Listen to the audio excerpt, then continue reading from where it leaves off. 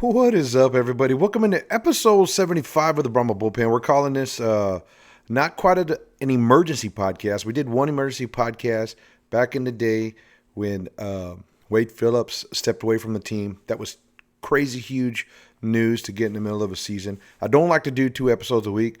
Number one, y'all don't watch 2 episodes a week most of the time. Number two, I got other stuff to do, but I do love talking Brahmas, and crazy stuff's happening. So I think this week warrants a semi, we'll call it a semi-emergency episode. Producer is not here because he's busy on Wednesday evenings. So I'm here by myself. And what I'm going to do is I'm going to share an interview with you from the San Antonio Sports Star here in San Antonio. They interview the head coach of the Brahmas every Wednesday. Well, this Wednesday, some news broke on that recording, on that interview, that I think is very, very important, and we should talk about it. So if you want to see, they stream every day on YouTube at 94.1 Sports Star, San Antonio Sports Star on their channel. I share the link all the time on social medias, tag them on all the videos. So what I did today is I just kind of clipped out the interview with Coach Pardee. They talk about all kinds of sports stuff in San Antonio. Joe Ridenengle, Jason Minix, check those guys out. But what I'm going to do is I'm going to play for you the little clip of the interview today with Peyton Pardee, and then I'll come in and react to it. And there's tons of breaking news in this video. So we're going to go ahead and roll that for you right now, and then I'll jump in at the end, and we'll talk about it for a couple of minutes. All right, with no further ado, here are the boys over at the San Antonio Sports Star, 94.1 San Antonio Sports Star. San Antonio Sports Star YouTube channel. Along with Joe Reinagel, I'm Jason Minix. You know, every Wednesday we talk San Antonio Brahmas. We call it the Brahma Weekly Roundup.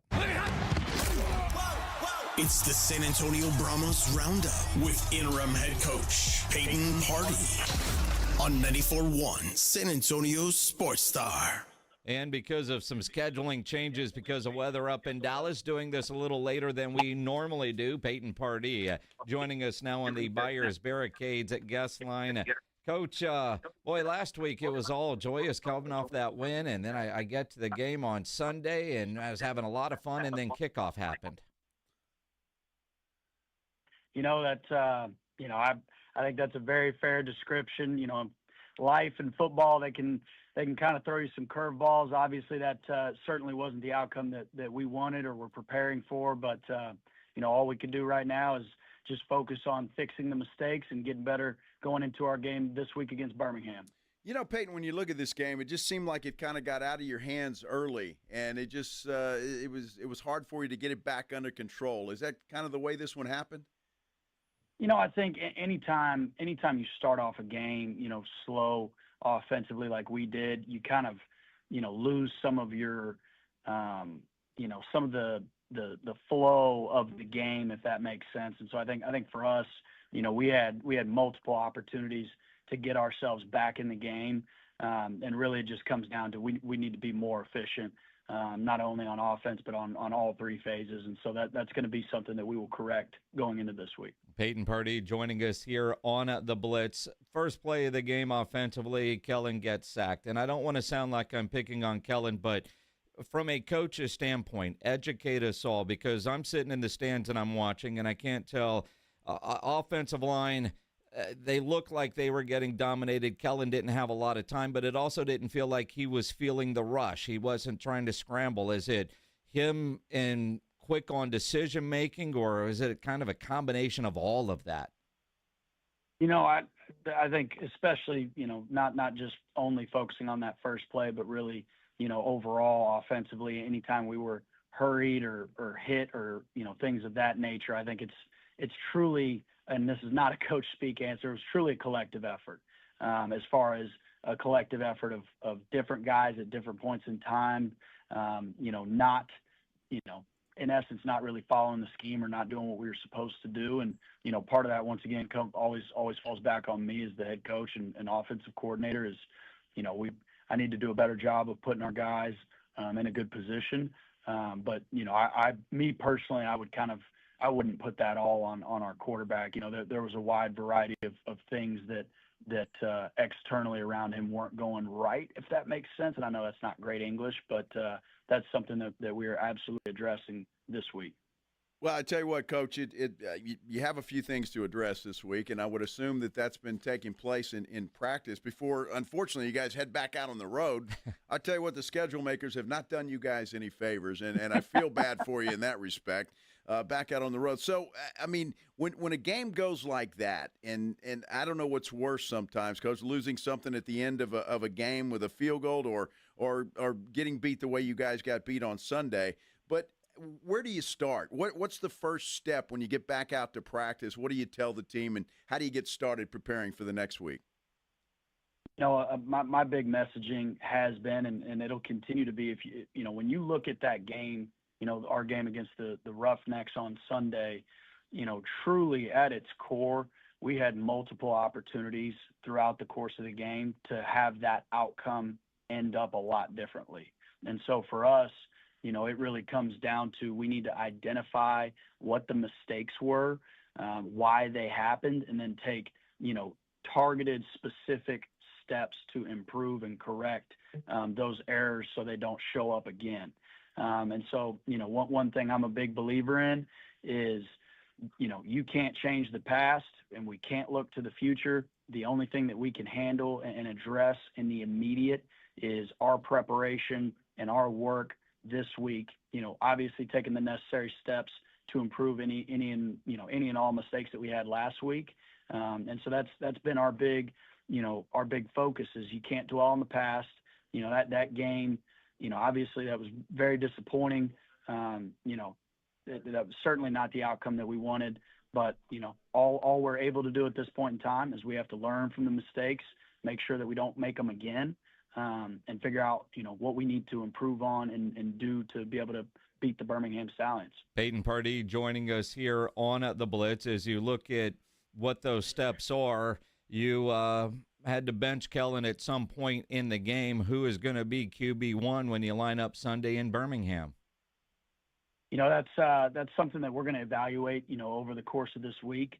And, I've said this before, and I will say it again, so I'd be remiss if I didn't. I believe in all three quarterbacks that we have. I think they're all very, very talented. They all have unique skill sets. And so I feel confident with the players that we have in that room. But to answer your question, that's going to be something that we're going to evaluate, this week in practice. Peyton, and I love the way you do that and you take up for your players. You do it beautifully. But at some point in time, they've got to take a little responsibility too. What has been their attitude in practice? I mean, because losing a game like that after coming off a big win, sometimes maybe you can get down. How have they responded this week? Obviously we literally just got off the field from our first practice of this week. And I'll be 100% honest with you. I'm very, very pleased with what we did today. And I think our players, in my opinion, we're far too talented to play the way that we did against the Roughnecks. And I think our players, they understand that and they acknowledge that. And one thing that has been really, really neat for me is, as the head coach here, has been able to see how the players, are taking some ownership, player-led, so to speak, of this program, which is something that, has always been the case, with the San Antonio Brahmas dating back to 2024 when Coach Wade took over. And so where we are right now, I'm very optimistic. I certainly believe that we have everything we need in this team to win games and to be successful. And today's practice was a really, really good step in the right direction. A lot of the things that, we need to get cleaned up and fixed, we made great strides in several of those areas today. And that's always the goal. And this league especially, I mean, it's winning games and winning championships, but for players, how do they bounce back from adversity? I'm just curious. It's your first game in the Alamo Dome as the head coach. Wade Phillips was there, which I thought was cool, presented you with the game ball before everything got underway. A lot of talk coming in about it being Kellen Mond's first game back in the Alamo Dome since his high school days. Is it difficult at all processing all that, or is even in your mind when you see him play as poorly as he did, where you got to bench him?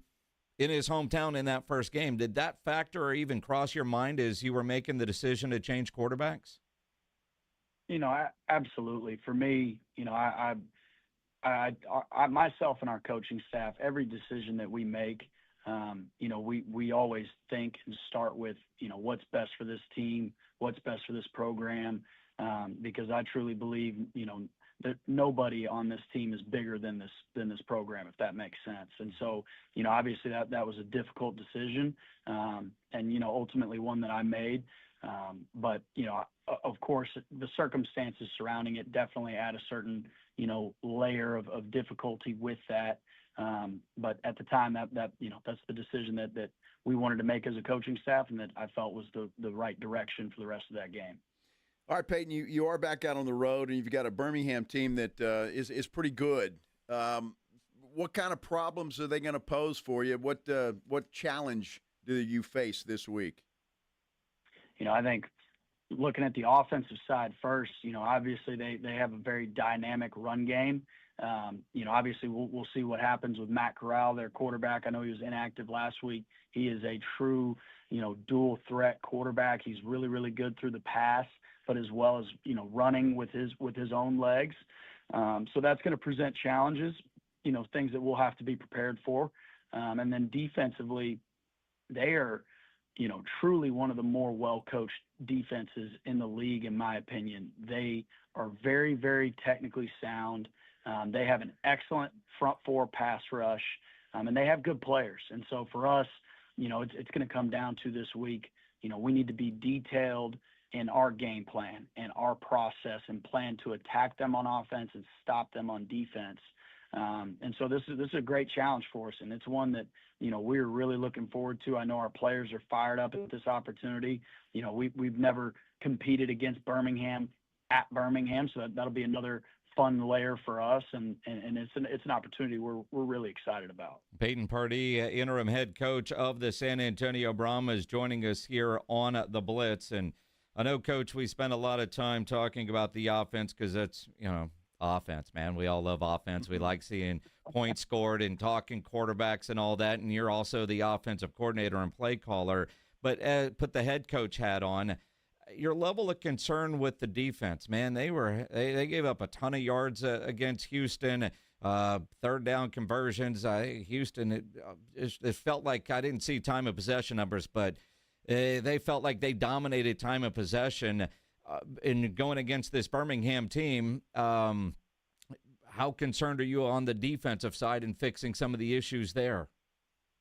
Like you said, we definitely have some things that we need to clean up defensively. But as far as my concern level, I have all the faith and confidence in our defensive players as far as personnel and our coaching staff. And that kind of goes back to, obviously on offense, defense, and special teams, we did not play well enough to win, by no means or, by no stretch. And so, to that end, things that we've emphasized and will continue to emphasize this week and moving forward, that I think contributed to the performance we had is, I've said before and then said to the team, football, as elementary as it might sound, comes down to blocking, tackling, and catching in essence. And the opposite of catching, of course, is, defensive backs being able to, break up passes and things of that nature. And so, to that end, we have some things that we have to clean up on both of those ends. But, I have the total confidence and faith in our defensive staff to get some of those things corrected. And, it's really difficult when you lose a game in the fashion that we did as far as the point margin. But I guess to me, where my mind is, from a head coach's perspective, is we're really, really close. And there's a lot of mistakes that are, I don't want to say easily correctable, but certainly can be corrected in an efficient manner this week. And so that's what we're starting with is, identifying what the issues are and then developing a plan. What we did as a staff yesterday is developing a plan. How are we going to correct these mistakes? Because it's one thing to point them out, but you have to have a plan, plan of action as to how you're going to correct them. And that is what we are currently doing right now. Well, I love that, and it sounds good, and we'll look forward to this week. But the real strategy I've got to ask you about, Peyton, superstitions? You changing your socks, your underwear, a different pair of pants, maybe a different shirt. What are you going to do different this week? I'm a big believer. I did the same thing in D.C. as I did this past week. I'm not a superstitious kind of guy. I'm a big preparation and work guy. So, I might change up my socks. I don't know, but I'm going to keep the rest of it the same. Hey, change your drawers too, man. Come on, do us all a favor. Everybody around you, at least wash them. Coach, of course. Hey, Coach, you left the door open. At what point in the week do you think you will name a starting quarterback for Sunday? Or are you going to pull that coaching trick and say you'll find out when we take that first offensive snap in Birmingham? I think, I truly think we are going to take the week to evaluate it. You guys might not like me for this, but I am going to hold my cards a little bit close to the vest. I think we want to make sure, we truly evaluate it this week. And so we're going to kind of see how this week goes. And then, once we feel ready to make a public announcement, we'll make that announcement. Good deal. Coach, good luck this week. I know next week when we talk, we'll get ready for another home game because those things actually do exist for you guys. I tell you what, and, I do want to say this, and I apologize for holding you guys up, but, I really want to thank the city of San Antonio from the bottom of my heart. The fan turnout and attendance at our game was spectacular. And I'm really thankful and very appreciative of the city, showing up in the middle of Fiesta and coming to our game. And we're really looking forward to being back home in 2 weeks. And I just want to encourage the fan base. We're excited to correct what we need to, and we're excited to get back home and put on a better show, for the city of San Antonio. But I do want to thank, everybody that was at the game and everybody that was supporting us, because that was something very, very special and something I'm very grateful for. Well, and you think about, this weekend in Birmingham, because you guys apparently love the road, but next Friday night, May 9th, D.C. Defenders in the Alamo Dome. And that's going to be a fun one because I'm sure, those Brahma types, they're going to come up with their own little snake deal that they do up there with the beer cups there, the beer snake. We can do better in San Antonio, I promise. Plus, we have more fans showing up at the games. Absolutely. And that's why, I was proud because, last week I said it to you guys, we, in my opinion, and I am biased, we truly have the best fan base in the league. And I love our fans. I love the city. And we're really looking forward to getting back. Obviously our focus and attention's on the Birmingham Stallions, but we're really looking forward to getting back home in 2 weeks. Absolutely. Nice, Coach, nice. Get some sleep this week. I know you got some corrections to get done, but enjoy the ride, get some sleep, and go kick some ass on Sunday. Will do. Thank you, guys. Appreciate you. Peyton Pardee, interim head coach of the San Antonio Brahmas, on the Buyers Barricades guest line, where they provide traffic control, rental, and sales for San Antonio and beyond, online at buyersbarricades.com. And, Friday, May 9th, their next home game. Well, there you have it. The breaking news is QB1 is up for grabs. It will be decided in practice this week. Keep an eye out for a post on Friday. I'm going to watch the depth charts. The depth charts for the game on Sunday, they're supposed to be posted 2 days before the game. So we should get depth charts on Friday of this week to see who's going to be the starter. And if anything comes out on social media, we'll bring it up. But one of the things they talked about was Coach Pardee said something about the hurries. And anytime the quarterback or the offense got hurried or rushed by the pass defense, it seemed like the plays broke down. Well, they only gave up, the Brahmas offensive line only gave up 5 hurries and 1 sack.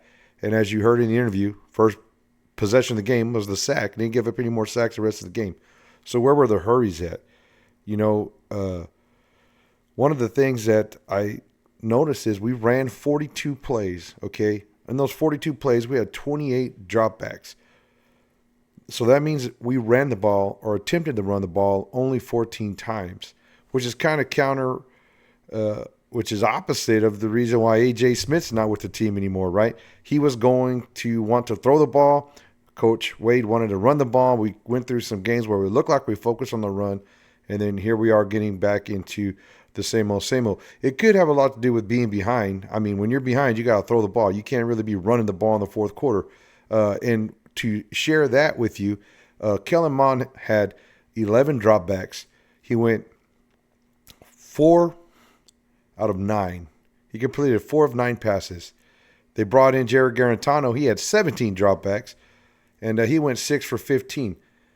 Mond's QB, or overall offensive rating, according to PFF.com, was 27.9 for the game, and Jared Garantano was 27.6.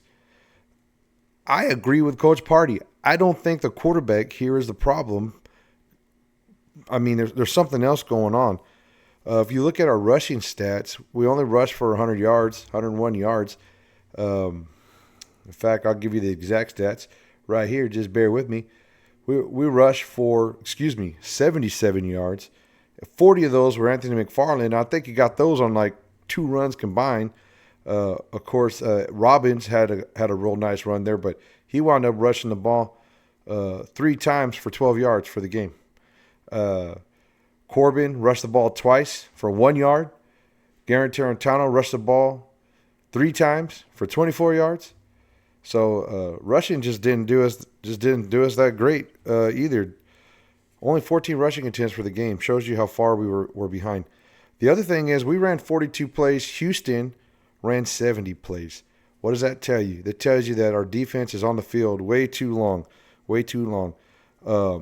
Their passing game was much better than ours. They had 35 passing attempts. McClendon had 35 passing attempts. He went 35 dropbacks. He threw the ball 32 times, and he completed 22 of those passes for a 68.8 completion percentage, and his overall PFF rating was 70.1. Why he was able to do that? Well, that goes to our secondary, right? Our defense is giving that up. We showed some highlights in episode 74 earlier this week talking about all that. They got 105. Houston rushed the ball for 105 yards, so they're not running the ball all over us. They passed for 171 yards. So it's not like they got all this crazy offense. It's just about executing down the red zone, getting off the field on third downs. It's pretty simple. We execute in the red zone. We stop them in the red zone. We get off on third down. We get them off on third down, stop them on third down. And that's how you win the game. But the big news is who is going to be QB1. And I kind of agree with Jason Minix. He kind of said, like, hey, it doesn't matter. We'll see. But hopefully, whoever QB1 is, my personal opinion, I still want to see Kellen Mond. I don't like the quarterback shuffle. I understand why he was pulled out of the game. We're trying to get some momentum, grab a spark, just change something up. I get all of that. But I really think Mond's got to be the guy. And I really do think we need to get the running game going. Let's just go pro-style offense like they did back in the day. Line up, 2 tight ends, hand the ball off twice, throw it on third down if you have to, and just manhandle them down the field. That's all I got to say about that. But anyways, hope you enjoyed the episode. There was the full interview by Peyton Pardee. He said he was happy with fan support. He apologized for the bad game, which he's done a couple times now. I know his heart is in the right place, and he definitely wants to win for the fans of San Antonio. But please, please, please come out to the game against DC. We need all the fans there. We should do our best to have the best attendance we can so we can keep our team no matter what happens, win or lose. Let's go Brahmas, baby. We're going to go ahead and end it like that with a nice horns forward. Let's go Brahmas, baby.